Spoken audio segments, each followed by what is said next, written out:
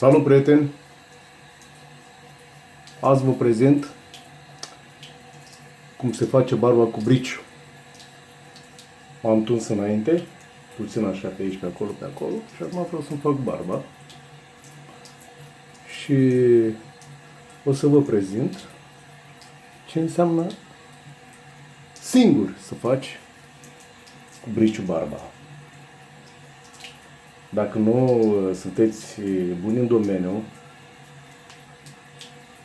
lăsați-vă la mâna voastră.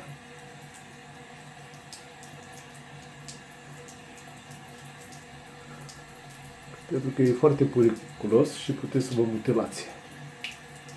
Atenție! Nu vă jucați cu așa ceva. Să încercați singuri sau pe altcineva. Trebuie experiență, ani buni și să simți briciu.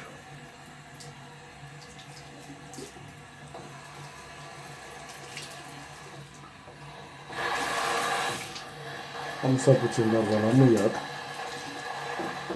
Da.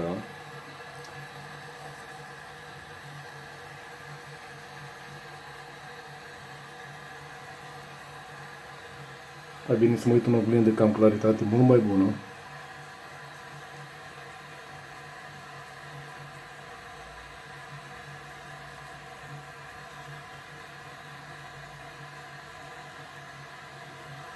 Și pentru ucenicii mei să învețe ceva de la mine. În special pentru așa ceva. Da?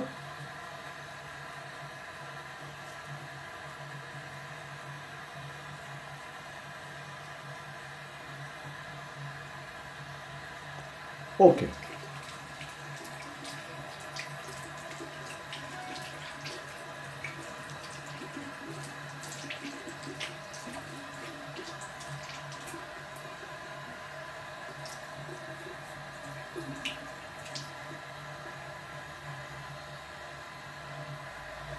Acesta este briciul. Vedeți și lama, da? Ok? Vedeți cum lucește.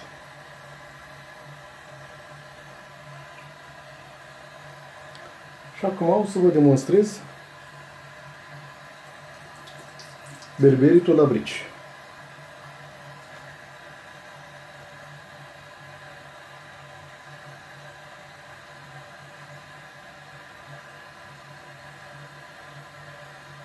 Foarte delicat, trebuie să o mișcați ușor.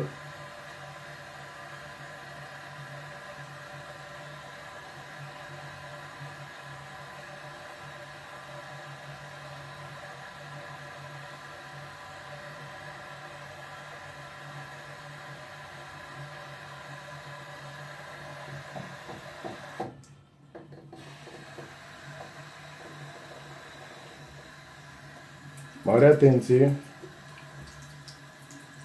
Trebuie să întindeți pelea foarte bine. Da?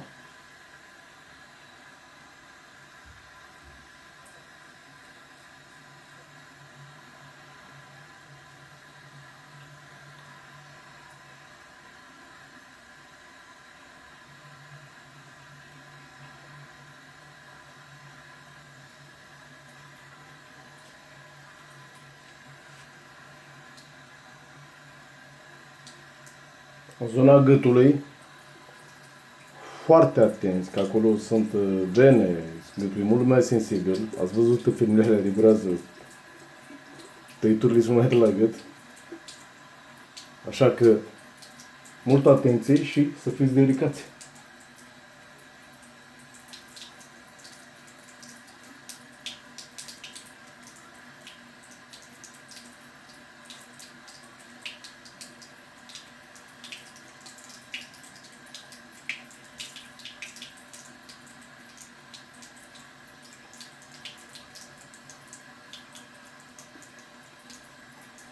Vedeți, da?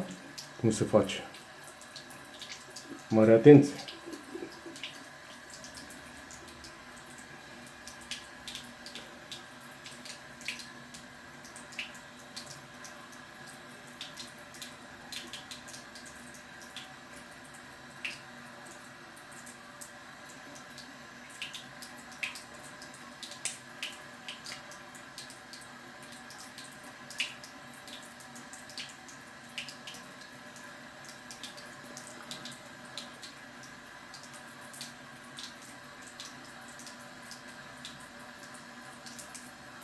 Vedeți că sunt poziții și poziții foarte complexe, foarte greu de aplicat pentru o barbă. O să începem și cu partea de sub de aici.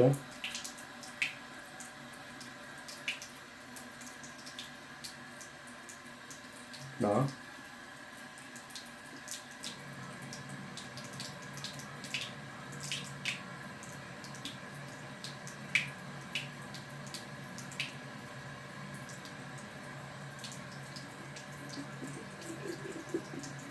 Aproape jumate făcută.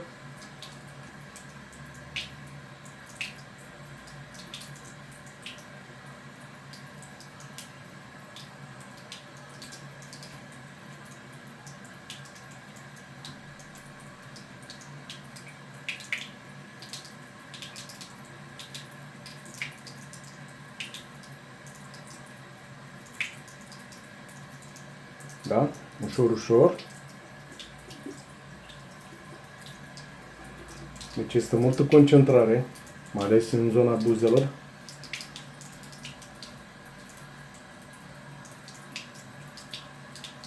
Vedeți că mă mișc foarte relaxat, lejer.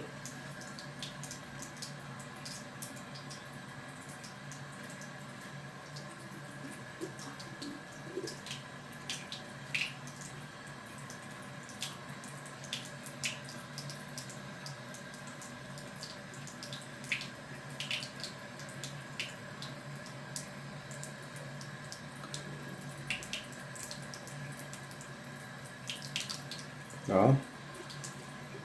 Vă dați seama că pe mine e mult mai complicat, făcând la altcineva, este de mii de ori mult mai ușor.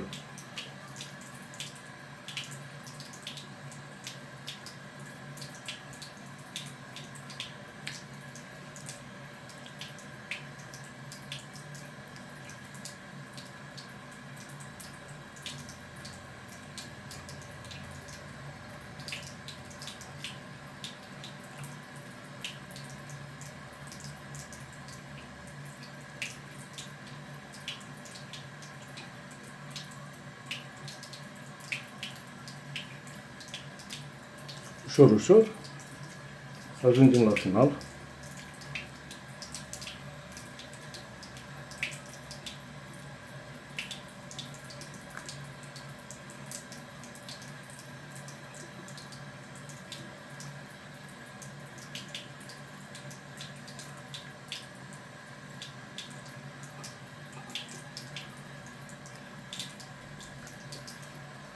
Îmi cer scuze că mă strâm, dar pentru ușurința berberitului. Și acum o să începem cu partea stângă.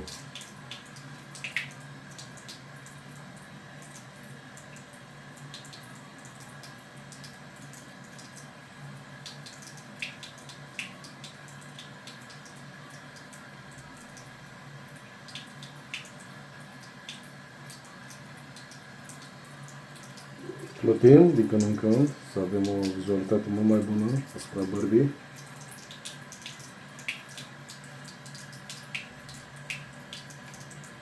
Punem pe ele.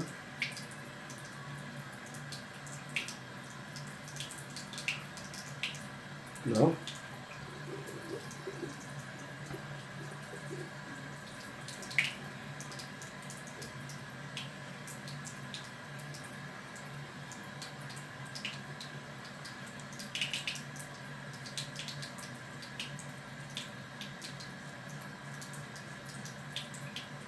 De când în când o pune și o leacă de spumă, pentru că ea se mai usucă. Barba, să fiu sincer, nici n-am umuiat-o. De obicei trebuia să fac un duș după ce m-am tuns. Dar reușesc și în felul ăsta. Da? Vă dați seama că pe afară bărbile se moaie cu prosoape, cu aburi, aparatură special pentru măia barba.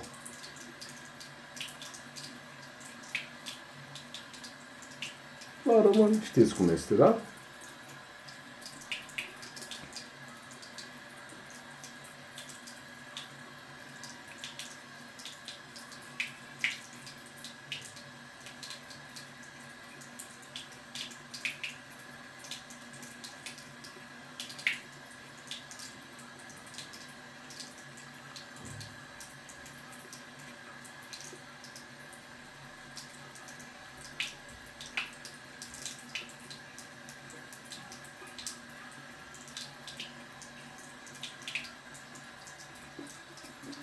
Am nicio lumină puternică adecvată să văd foarte bine, dar mă descurc. O să începem cu partea de aici.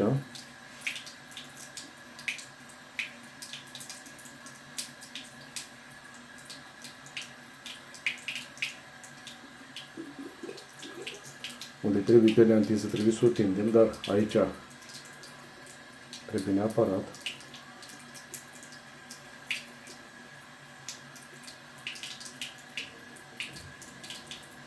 Da?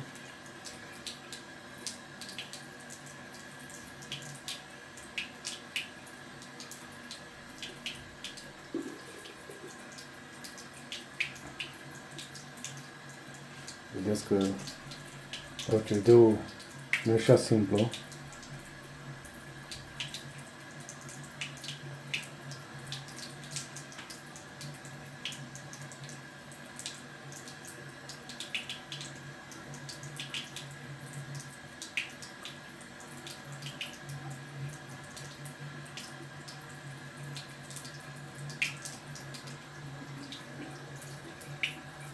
Să nu aveți emoții, că e barba mea. Așa.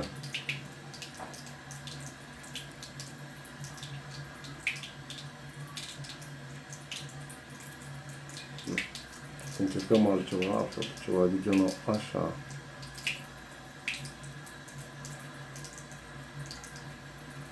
Vă dați seama că fiecare berber are stilul lui de rasă. Oamenii mai amestecat așa.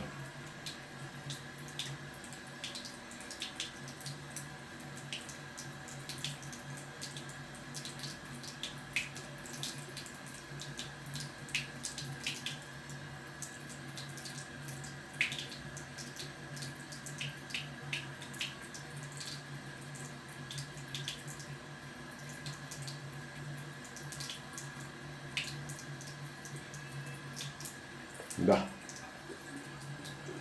Aproape barba este gata.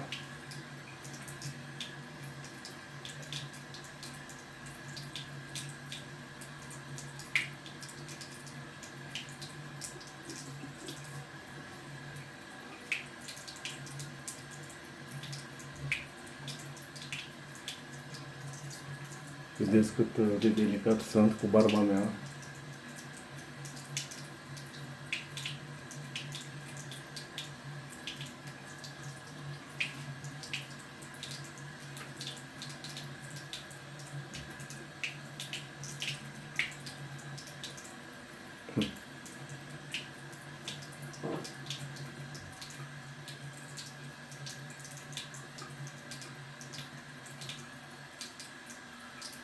Dăm așa puțin cu mâna să simțim, pardon, unde mai trebuie.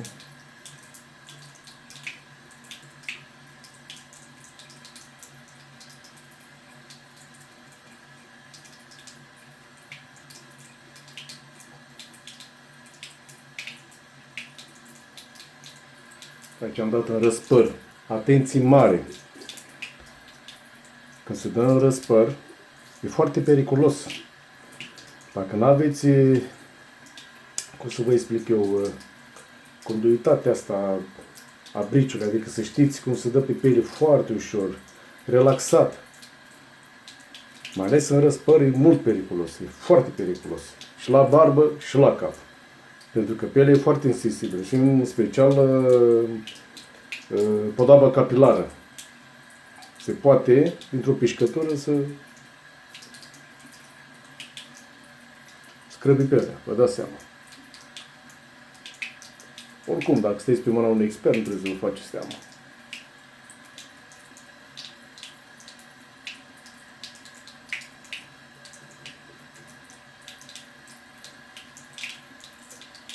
Ok. Barba este gata. Mai avem mustața, care și la mustață este un procedeu complicat.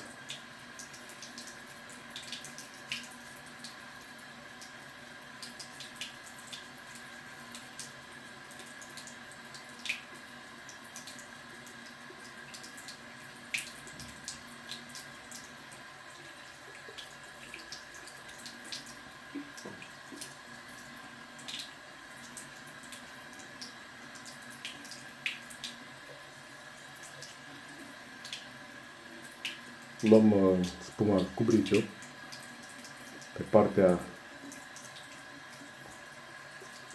inversă, unde nu este lama.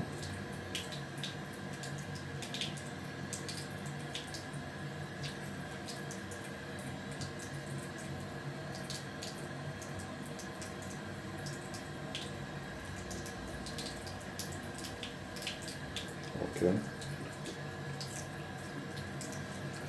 Frumos să începem cu mustața.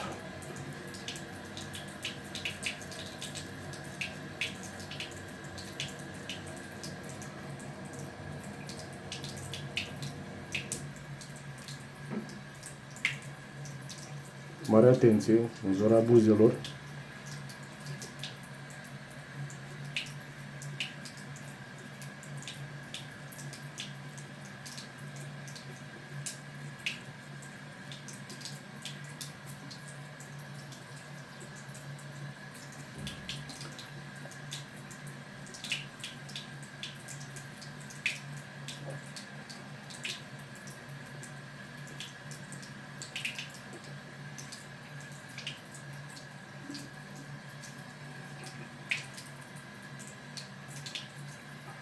Mai tai și aici o lecție, că-s Hitler. Ok. O să începem și cu partea asta. Vă dați seama că trebuie folosite amândouă mâini, mai ales individual. Când berberești pe cineva, mai mult cu partea dreaptă care îți dreptace sau cu partea stângă. Dar în unele cazuri, chiar și pe altcineva, trebuie folosit, depinde acum, berber. Ok.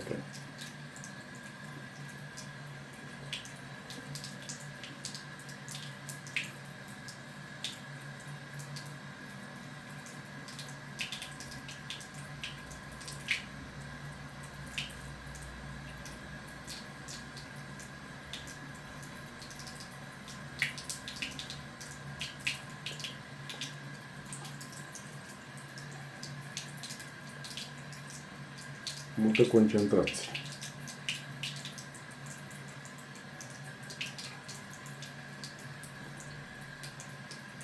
Ok, hai să vedem.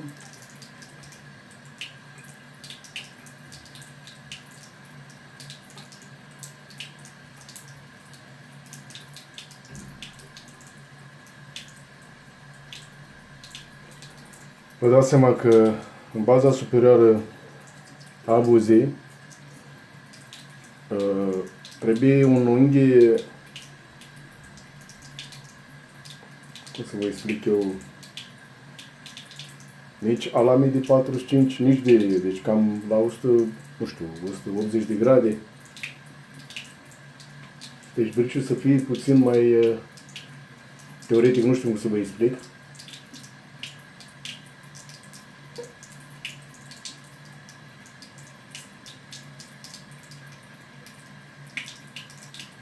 Da?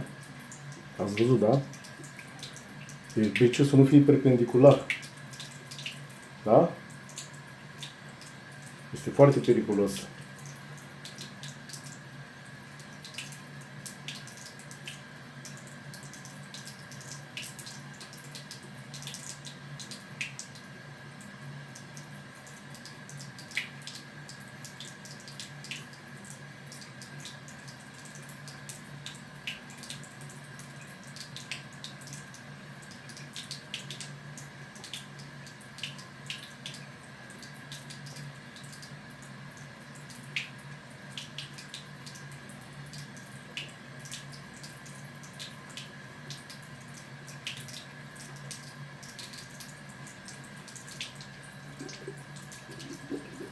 Cred că e gata de acum.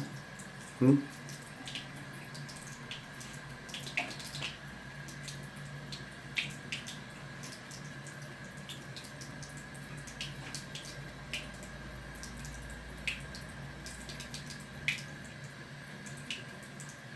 Vedeți un alt stil de berberit. Poziția asta. Vedeți, vedeți cum stau, da? E o chestie foarte delicată.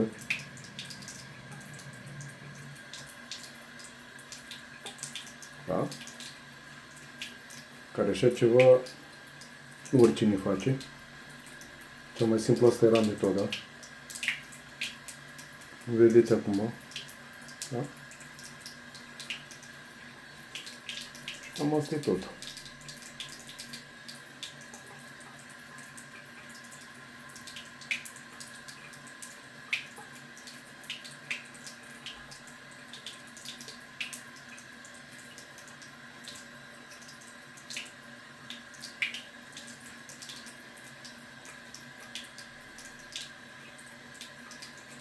Să încercăm și puțin răspăr.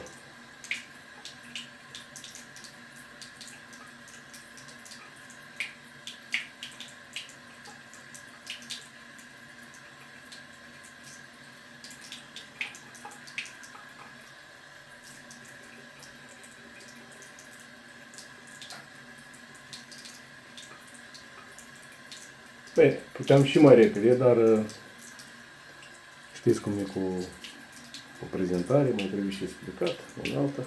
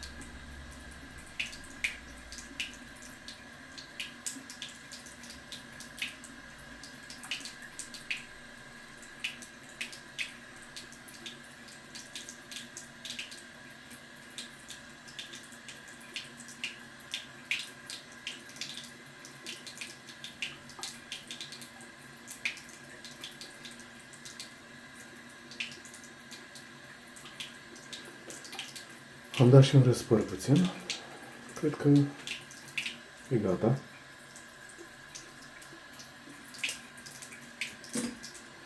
O să ne plătim puțin.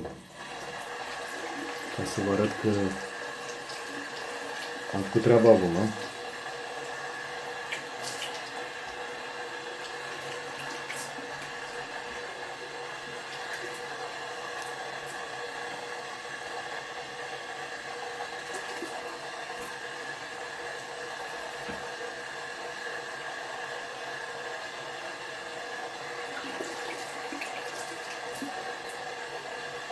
Dragi prieteni,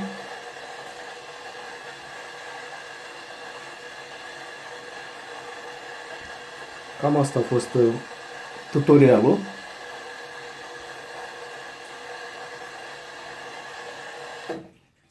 Puteți să vă uitați foarte bine, da?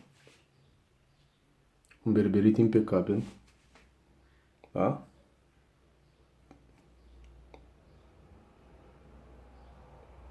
Cam asta e.